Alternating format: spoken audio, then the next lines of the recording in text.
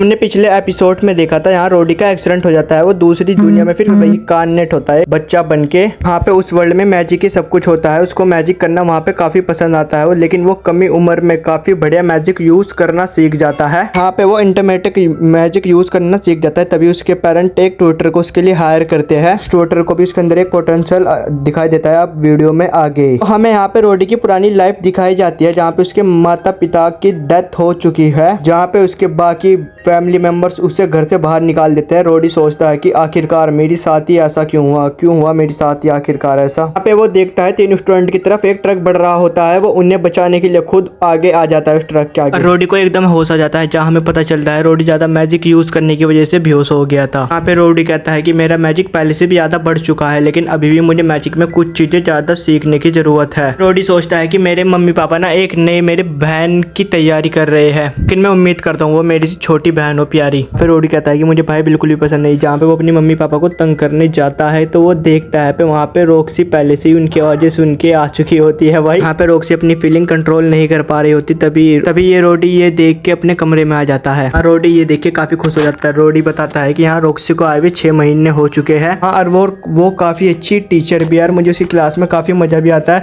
और अब मैं बिना किसी तकलीफ के इंटरमेटिक मैजिक यूज भी कर सकता हूँ ज्यादा देर तक। तो मैं रॉक्सी की क्लास रात को भी अटेम्प्ट करने लगा हूँ। भाई ये वो वाली क्लास नहीं है जो आप सोच रहे हैं, अभी समझ जाओगे आप खुद देखकर। जहाँ पे रॉक्सी रोडी को कुछ मैजिक की चीजें पढ़ा रही होती है लेकिन रोडी को कुछ मजा नहीं आ रहा होता। रोडी तो किसी और चीज की ताकत में बैठा है भाई वहाँ से। यहाँ पे रॉक्सी उससे कहती है कि इस दुनिया में स्पिरिट और डिमन भी है। और रॉक्सी कहता है कि मुझे ये जान के काफी खुशी हुई कि इस दुनिया में एक स्पिरिट और डिमन भी है काफी सारे। रॉक्सी कहते हैं क्या तुम्हें पता नहीं मैं एक डिमन हूँ और तुम्हारे माता पिता शायद यही देख के सरप्राइज हो गए थे। कहता है कि लेकिन मुझे तो ऐसा लगा था कि आप काफ़ी छोटी हो इसलिए आपको देख के हैरान हो गए थे। वो कहती है रॉक्सी मैं छोटी नहीं हूँ। तुमने सबसे खतरनाक डीमन की प्रजाति का नाम सुना है जिन्हें रूपस्ट कहा जाता है। भी रोडी मना कर देता है। रोडी कहता है क्या वो सच में ज़्यादा खतरनाक है। रॉक्सी बताती है कि वो काफ़ी ज़्यादा खतरनाक है। 4 या 5 सेंचुरी पहले ह्यूमंस और डिमंस के अगेंस्ट लड़ाई हुई थी। काफ़ी खतरनाक वॉर भी थी और जो में डिमंस थे ना वे अनगिनत लोगों को मारना स्टार्ट कर दिया था। उन्होंने काफ़ी ज़्यादा खून खराबा करा था बट ने अपने दोस्त और दुश्मन किसी को नहीं छोड़ा, इसलिए सभी लोग उनसे नफरत करने लग गए। इसलिए रूपस्ट को डीमन की दुनिया से निकाल देगा। और मुझे बताया जाता है कि रात में अगर तुम ज्यादा जागोगे तो तुम्हारे पास रूपस्ट आ जाएंगे। मैं एक बात पहले बता दूं तुम्हें, अगर ऐसा कोई भी पर्सन दिखे जिसकी वो ग्रीन हेयर हो और एक रेड कलर का जेम उसके सिर पे हो तो तुम उससे दूर ही रहना, उनके पास बिल्कुल भी नहीं जाना। रोडी कहता है कि अगर मैं उनके पास चला जाऊं तो क्या होगा। तो वो कहती है कि वो तुम्हें और तुम्हारी फैमिली को दोनों को ही मार देगी। रोडी कहता है कि ठीक है मैं इस बात का ध्यान रखूंगा। रोडी रॉक्सी को कहता है कि आपके बाल काफी ज्यादा खूबसूरत है। जब भी रॉक्सी कहती है थैंक यू, लेकिन रॉक्सी कहती है तुम जिस लड़की को पसंद करोगे उसे सारी बातें कहना। जब भी रॉक्सी कहता है कि मैं तो आप ही को पसंद करता हूँ, तभी रॉक्सी कहती है कि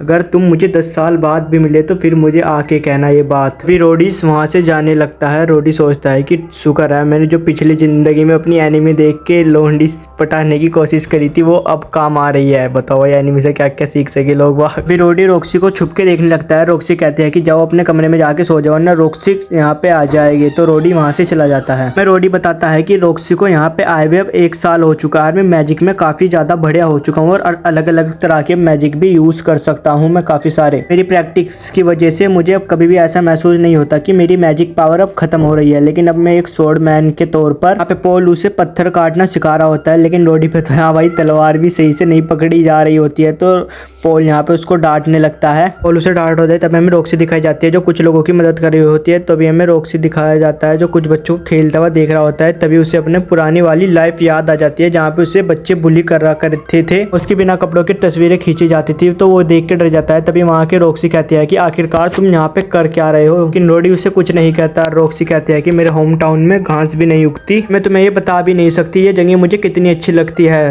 तभी रोडी कहता है कि हाँ मुझे भी काफी बढ़िया लगती है ये जगह। रोडी कहता है कि मैं हर एक दिन ऐसे ही बिताना चाहता हूँ। तभी रॉक्सी कहती है क्या तुम उस माउंटेन को देख रहे हो वहाँ उसकी दूसरी तरफ एक कंट्री है। फिर रॉक्सी कहती है कि सर्दियों में तो जगह काफी ज्यादा खूबसूरत होती है और वहाँ स्नो भी गिरती रहती है, तो जगह ना काफी ज्यादा खूबसूरत है। फिर रोडी कहता है तो फिर तो मैं उस जगह को जरूर देखना चाहूंगा। रेनियो ऑफ मैजिक यूनिवर्सिटी इस दुनिया का सबसे बेस्ट मैजिक स्कूल है। वो सबसे ज्यादा एडवांस कोर्स प्रोवाइड करते हैं। जगह पर सोशल मैटर कुछ अहमियत नहीं रखता, किसी भी प्रजाति के बच्चों को एक्सेप्ट कर लेते हैं। अगर तुम्हें मैजिक में आगे बढ़ना है तो तुम्हें मैं वही रेकमेंड करूंगी। फिर रोडी कहता है आप मेरे पास हो ना, तो मुझे वहाँ पे जाने की क्या जरूरत है मास्टर। तो वो रॉक्सी कहते हैं कि तुम मुझे मास्टर नहीं बुलाओ, मुझे लगता है कि तुम जल्दी मुझसे भी आगे जरूर निकल जाओगे। तुम ऐसे को बिल्कुल भी मास्टर बुलाना नहीं चाहोगे जो तुमसे कमजोर होता भी। रॉक्सी कहता है कि मुझे उससे कुछ फर्क नहीं पड़ता। रॉक्सी फिर अपने कमरे में जाने लगती है, जहाँ पे वो अपने कमरे में जाके बिना मंत्रों के मैजिक यूज करने की कोशिश करती है, लेकिन वो बिल्कुल भी बिना मंत्रों के मैजिक यूज नहीं कर पाती। तो बिल्कुल भी मैजिक यूज नहीं होता। तो हमें यहाँ पे रोडी बताता है कि यहाँ पे रॉक्सी को आए हुए 1.5 साल हो गए हैं और यहाँ पे ना हर साल किसी का बर्थडे नहीं बनाया जाता, लेकिन उसके बदले 5 साल में ना एक बारी उसके बर्थडे के लिए सेलिब्रेट करा जाता है। आप यहाँ 15 साल में अडल्ट बन जाओगे तभी रोडी को ना सभी लोग उसके 5th बर्थडे के लिए सेलिब्रेट करने लगते हैं। यहाँ पे पॉल सभी लोगों को अपना कर्तव्य दिखा रहा होता है। तभी ना जब खाना निपटने के बाद पॉल रोडी को ना एक अपने लिए उसके लिए तलवार देता है, जिसके लिए रोडी उसे थैंक यू कहता है। पॉल कहता है कि तुम अभी इस स्वॉर्ड के लिए काफी छोटे हो, लेकिन जो एक मर्द होता है ना वो अपनी स्वॉर्ड को हमेशा अपने दिल में रखता है, क्योंकि वो जिन्हें प्यार करता है उन्हें प्रोटेक्ट कर सके। तुम्हारे बीवी बच्चे हो जाएगा ना जब तुम्हें इस तलवार की जरूरत पड़ेगी और तुम्हें ना उन्हें प्रोटेक्ट करना है हमेशा, और तुम्हें ना मैजिक के भरोसे भी नहीं रहना चाहिए ज्यादा कर, क्योंकि क्लोज कॉम्बैट में मैजिक बिल्कुल यूजलेस होता है। तुम इसलिए ना मैजिक बिल्कुल भी यूज नहीं कर पाओगे क्लोज कॉम्बैट में। तुम्हारे तलवार काम आएगी। जब भी जैनिक ताक के उसके सिर पे मार कहते हैं कि तुम चुप हो जाओ, और फिर वो रोडी को ना एक मैजिक बुक देती है, जो देख के रोडी काफी ज्यादा खुश हो जाता है और अपनी मॉम को थैंक यू कहता है। मॉम मुझे कब से चाहिए थी, आपने मुझे दे दिया, थैंक यू। जब भी उसकी माँ ये सुनने के बाद रोडी को ना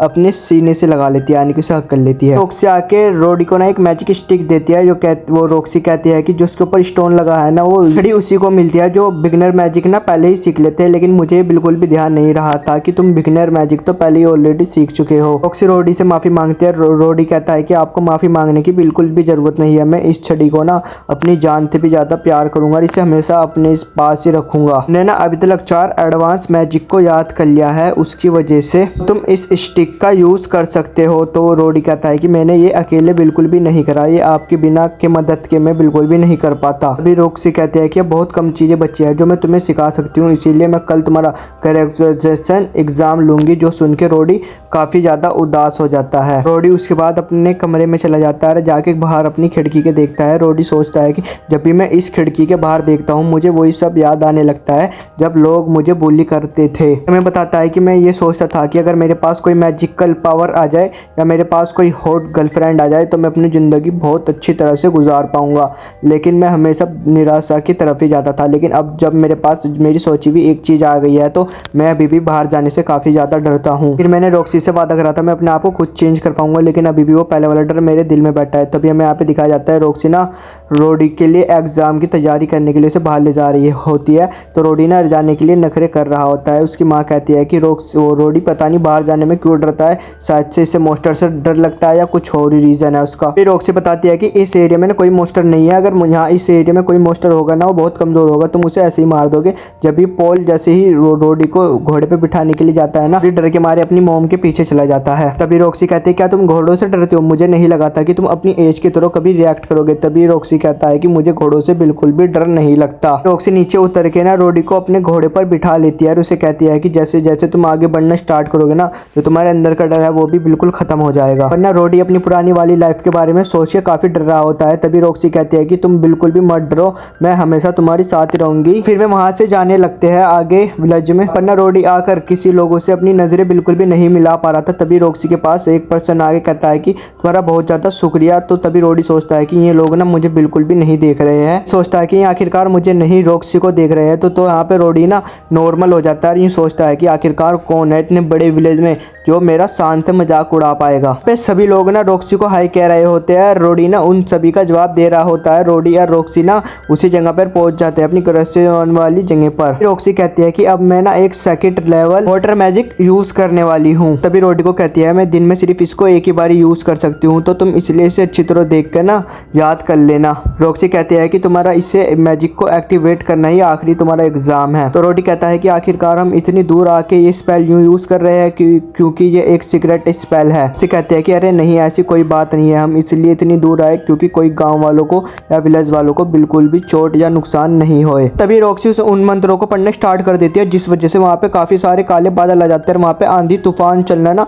स्टार्ट हो जाते हैं। तभी लेकिन उनके घोड़े के ऊपर ना बिजली गिर जाती है। तो रॉक्सी कहती है आखिरकार अब मैं क्या करूँ। तभी रोडी कहता है कि आप ना हीलिंग मैजिक को यूज करो। तो वो हीलिंग मैजिक से उस घोड़े को बिल्कुल ठीक कर देती है। और रॉक्सी कहती है प्लीज तो रोडी ना तुम ना ये किसी को मत बताना। रोडी कहता है आप चिंता मत करिए, मैं ये बात किसी को नहीं बताऊंगा। रॉक्सी कहती है रोडी अब तुम्हारी बारी। रॉक्सी कहती है कि मैं यहाँ रह के इस घोड़े को प्रोटेक्ट करूंगा। रॉक्सी ना वहाँ पे उस घोड़े की तरफ एक चारों तरफ शील्ड बना देती है। यहाँ पे रोडी सोचता है कि ये मेरा आखिरी टेस्ट है, उसके बाद मेरी होम ट्यूटर की जॉब खत्म हो जाएगी। तो तभी रोडी ना उन मंत्रों को पढ़ना स्टार्ट कर देता है, जिस वजह से वहाँ पे रॉक्सी से भी बड़ा तूफान आने लगता है। वहाँ पे ना काफी तेज बारिश होने लगती है, लेकिन थोड़ी देर बाद मौसम बिल्कुल साफ हो जाता है। रॉक्सी रोडी को कहती है कि मैंने तुम्हें ये नहीं कहा था कि तुम मेरे स्पेल से भी बड़ा एक स्पेल कास्ट कर दो। फिर रॉक्सी रोडी को कहती है कि रॉक्सी वो रोडी अब मुझे मेरे पास ना तुम्हें सिखाने के लिए कुछ नहीं बचा, तो इसलिए कॉन्ग्रेचुलेशंस, अपना तुम एक सेकंड लेवल वाटर मैजिक मेज बन चुके हो। जो सुनकर रोडी काफी ज्यादा खुश हो जाता है। तभी वहां से रॉक्सी जाने लगती है और पोल और जेनिथ ना उससे रोकने लगते हैं। रॉक्सी कहती है कि मुझे यहाँ पे रुक के काफी ज्यादा खुशी होगी, लेकिन मुझे ना पूरी दुनिया घूमनी है अभी। कहते हैं कि मुझे अपने मैजिक को और भी ज्यादा इंक्रीज करना है, इसलिए मुझे यहाँ से जाना होगा। तभी रोडी कहता है कि ओहो अच्छा तो ये बात है, तुमने देखी हमारे बेटे की वजह से अपने मैजिक के ऊपर विश्वास खो दिया। रोडी सोचता है क्या ये बात है। तभी रॉक्सी आगे कहती है कि रोडी मैं ना तुम्हें किसी तरह शायद से अच्छे से गाइड नहीं कर पाई हूँ, तो जितना भी मैंने करा वो तुम्हारे लिए काफ़ी होगा। तो तभी रोडी कहता है अरे नहीं ऐसी बिल्कुल भी बात नहीं है मास्टर, आपने तो मुझे काफ़ी ज़्यादा कुछ सिखाया है। रॉक्सी उसे एक लॉकेट देती है और यूँ कहती है कि ये ना हमारे विलेज का एक गुड लक चार्म है। उसे कहते हैं कि मुझे ना तुम्हें एक बड़ा से गिफ्ट देना था, लेकिन उसका इतना टाइम नहीं है, तो तुम इसका ध्यान रखना। तो रोडी कहता है कि जरूर मैं इसका ना अपनी जान से भी ज्यादा ध्यान रखूंगा। रॉक्सी कहते हैं कि तो मुझे बहुत ज्यादा खुशी होगी। तो अच्छा चलो अब मैं जाती हूँ। वहाँ से रॉक्सी जाने लगती है। तभी रोडी ना उसे चीख के आखिरी बारी थैंक यू कहता है। यूँ सोचता है कि रॉक्सी ने ना मुझे काफ़ी सारी चीज़ें सिखाई, मुझे मैजिक सिखाया, मुझे डिसिप्लिन सिखाई, और सबसे बड़ी बात मुझे बाहर लोगों में रहना सिखाया। उसने मेरे अंदर के ट्रॉमा को भी दूर कर दिया, लेकिन उसे पता नहीं था। लेकिन हाँ मुझे एक चीज़ का तो दुख है और मैं हमेशा रॉक्सी की इज्जत करूंगा। लेकिन हाँ वो अलग बात है, मैंने कुछ महीनों पहले उसकी एक अंडरवियर चुरा ली थी जो मेरे पास थी। तो ये एपिसोड यहीं पे ख़त्म होता है। हम जल्दी से जल्दी इसका दूसरा एपिसोड लेके आएंगे। लेकिन भाई आप ना वीडियोस पूरी देखा करो यार, बिल्कुल भी सब्सक्राइबर नहीं बढ़ रहा यार, फटाफट कराओ यार। हमें 1000 सब्सक्राइबर की तरफ जल्दी से जल्द बढ़ना है। इस महीने के नहीं अगले महीने के लास्ट में यार। फटाफट 1 लाइक वो सब्सक्राइबर तो करवाओ। 1000 यार ज़्यादा बोल देते 1 लाइक सॉरी यार, 1000 सब्सक्राइबर करवाओ फटाफट भाई लोगों। और मैं अपने दोस्त रहमान की आपको एक लव स्टोरी बताने वाला हूँ अगली एपिसोड में बीच में। सुननी है तो आपको अगला एपिसोड जरूर देखना चाहिए।